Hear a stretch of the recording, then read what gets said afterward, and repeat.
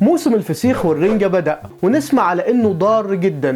في الحلقة دي هنعرف ازاي تعرف الفسيخ الصح اللي في الحالة دي يبقى أكلة كويسة وما فيهاش مشاكل، وعلى الناحية التانية الفسيخ الضار اللي ممكن يودي في داهية ويطلع أقوى سم عرفه الإنسان في التاريخ. كل ما يخص الفسيخ والرنجة في الحلقة دي، ما تيجي نشوف.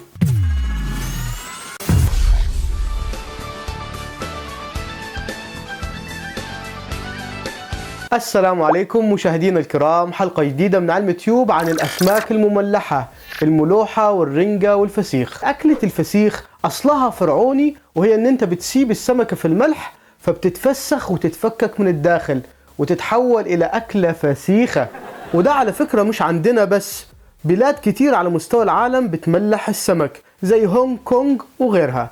على فكرة الأسماك المملحة والفسيخ مش وحشة زي ما الناس فاكرة، هي لها ما لها وعليها ما عليها. خلينا نبدأ يا سيدي بما لها. الأسماك المملحة لها فوائد كتيرة. عارف البروتين في السمك الفريش بيبقى حوالي من 20 ل 40%، أما في السمك المملح البروتين بيزيد ل 70 أو 80% وممكن أكتر. يعني السمك المملح يعتبر أكلة مليانة بروتين. وكمان السمك المملح فيه كالسيوم وفوسفور، ودول مهمين لهشاشة العظام، وكمان زنك للشعر والجلد، وفي حديد وده مفيد للأنيميا، وطبعا أوميجا 3 اللي بتحمي من أمراض القلب. طب تعالوا نعرف مع بعض هو الفسيخ الصح بيتعمل ازاي. انت بتاخد السمك البوري ويكون طازة وتجففه من الدم وتنضفه كويس، وتحط فيه ملح ويستحسن ملح البحر الخشن، وكمان معاه شطة، وبعدين تحطه في أكياس كتيرة أو برطمان عشان الهواء ما يدخلوش، وتسيبه يستوي من أسبوعين ل3 حسب الجو عندك.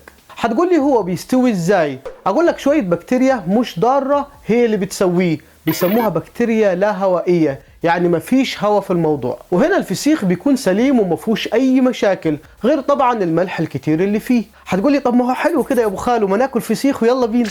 بص، أنا مشكلتي مع الفسيخ هي بس الريحة، بس دي أنا ممكن أخد لها البان. أقول لك يا أبو خالو، المشكلة مش في اللي بان ولا ما بانش، الموضوع أكبر من كده بكتير. عندك مثلا لو السمك ما تنضفش كويس أو تلوث أثناء التجهيز، وحش كبير بيدخل في الموضوع. احنا قلنا من شوية البكتيريا اللي بتسوي الفسيخ بكتيريا ايه؟ ايوه، بكتيريا لا هوائية. اهو احد البكتيريا اللاهوائية دي الوحش الكبير، وهو الكوليستروديوم بوتولينيوم. ودي يا سيدي بتلقاها بتنشط في عدم وجود هواء وتطلع السم بتاعها، وهو سم البوتولينيوم او المعروف بالبوتكس. واضح كده يا ابو خالو من تعبيرات وشك انك ما تعرفش قوة سم البوتكس. العلماء بيختلفوا على نسبية السمية في المواد، لكن كلهم بيجتمعوا على ان البوتكس هو اقوى سم عرفه الانسان في التاريخ. عارف سم الكبرى ده اقوى منه ب1,000,000 مرة. تخيل لو اكلت منه 70 نانو جرام، يعني حاجة ما تشوفهاش تموتك بالظبط. 55.3 جرام منه يقضي على البشرية كلها. وللأسف لو طلع عندك السم ده مصله غالي جدا. الجرعة الواحدة منه ب90,000 جنيه، وبتحتاج منه جرعتين. سمعك اللي بتقول طب ايه اعراض التسمم بتاعه؟ اول حاجة هتحس ان حلقك جاف. هتقول لي طب ما ده طبيعي لما اكل فسيخ عشان الملح اللي فيه.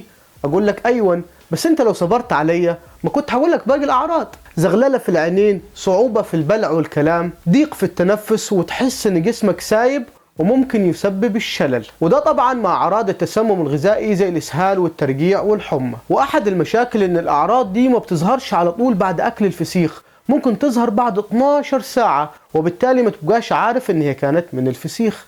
هتقول لي والله كده يا ابو خالو الواحد بدأ يخاطر بحياته عشان الاكلة الحلوة دي. طب ازاي اعرف ان الفسيخ سليم ومفهوش السم ده؟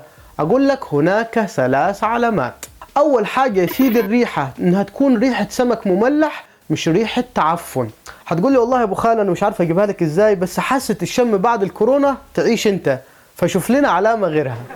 اقول لك يا سيدي خد رقم 2، ان السمكة ما بتبقاش منفوخة او فيها مية من جوه، وعينيها بارزة مش مغروزة في السمكة. رقم 3، ان السمكة تكون ماسكة نفسها ومش متهالكة وما فيهاش من جوه بقع سودة او طفيليات. المشكلة كمان في الفسيخ الصناعي اللي بيتباع بكميات كبيرة، لو حصل اي مشكلة اثناء التصنيع او النقل ودخل هواء للفسيخ، هوب، هنا بتدخل بكتيريا هوائية مع اللا هوائية اللي قلنا عليها في اول الحلقة، ويعملوا حفلة بكتيريا عليك، وده ممكن يؤدي لا قدر الله للوفاة. عشان كده يا ابو خالو، ان كان ولا بد هناكل فسيخ يبقى ناخده من مكان ثقة. ولما تجيبه في البيت قبلها بيوم تحطه في الفريزر، وتاني يوم يتغسل بمية وليمون وخل ويتنقع فيهم. ولما تاكله ما تحفش، اخرك 250 جرام. ولازم طبعا ناكل معاه بصل وخل كمطهر. وحاول طبعا تاكل معاه خضار كتير، وبعد الاكل اشرب ميه كتير. ويا ريت يا سيدي شاي بالنعناع او عصير برتقال عشان تعادل الملوحه والحموضه اللي فيه. وكمان عشان تقلل من الاملاح الزايده اللي فيه، كل فاكهه زي مثلا الموز والبرتقال والكنتالوب عشان بيساعدوا في تخليص الجسم من الاملاح الزايده. واشرب كمان يا سيدي كركديه مضر للبول وبيخلصك برضه من الاملاح. نيجي بقى للرنجه. الرنجة أحسن شوية من الفسيخ على رأي هدرس. الفسيخ لأ، الرنجة ولما تجيب الرنجة برضو تتحط في الفريزر 24 ساعة. ولما تطلع ما تتحطش مباشرة على النار، لأن النار يا سيدي هتتفاعل مع البروتين وتطلع مواد سامة. الأحسن تتحط في الفرن عشان تقتل أي بكتيريا. ولما ناكل منها ناكل قد نص كف الإيد. في ناس عشان الأملاح العالية تقول لك أنا باكل الفسيخ الدلع اللي هو فيه ملح أقل. أقول لك يا سيدي ده أخطر، لأن الملح القليل مش بيقتل كل الميكروبات، وبالتالي ممكن تلقى فيهم بيض الديدان. الأحسن تجيب المملح كويس وتحطه في المية يطلع الملح قبل الأكل. سمعك اللي بتسأل مين بقى ما ياكلش الفسيخ؟ أقول لك يا سيدي الفسيخ والأسماك المملحة ممنوعة للأطفال اللي أقل من 3 سنين، وكمان الحوامل والمرضعات واللي عندهم امراض القلب والكلى، وكمان لو عندك قرحه في المعده. هتقول لي يا ابو خالو ما في حوامل اكلوه ما حصلهمش حاجه، بلاش افوره. اقول لك فعلا هي النسبه صغيره جدا. يعني طبقا للاحصائيات 1 من اصل 200 الف واحد من الناس العاديين جاله تسمم لما اكل الفسيخ. لكن في الحوامل الرقم ده زاد من 1 ل 12 من اصل 200 الف. هتقول لي يعني 199,988 ما حصل لهمش حاجة. أقول لك طيب ما تبص من الناحية التانية إن في 12 جالهم تسمم ووصل بيهم الحال للإجهاض وكمان الموت. هي مغامرة كبيرة بصراحة. لو أنت مش متأكد إن الفسيخ اتعمل من سمك فريش اتنضف كويس واتقفل عليه كويس من الهواء وأخد وقته في التفسيخ اللي هو 2 ل 3 زي ما قلنا في الأول، مش يومين واقلب، يبقى الأحسن يا أبو خالو تعمله في البيت. ازاي بقى احضر الفسيخ الصح في البيت؟ اقول لك اول حاجة تتأكد ان السمك طازة وعينه بتلمع والخياشيم لونها وردي وريحته كويسة مش بايظة.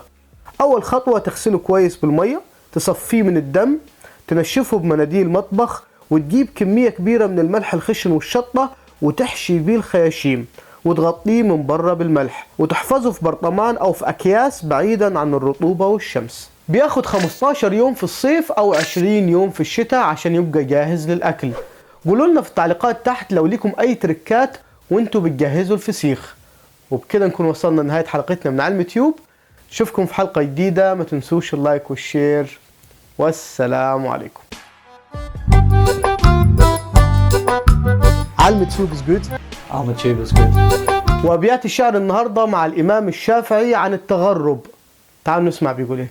ارحل بنفسك من أرض تضام بها، ولا تكن من فراق الأهل في حرق، فالعنبر الخام روث في مواطنه، وفي التغرب محمول على العنق، والكحل نوع من الأحجار تنظره في أرضه وهو مرمي على الطرق، لما تغرب حاز الفضل أجمعه، فصار يحمل بين الجفن والحدق.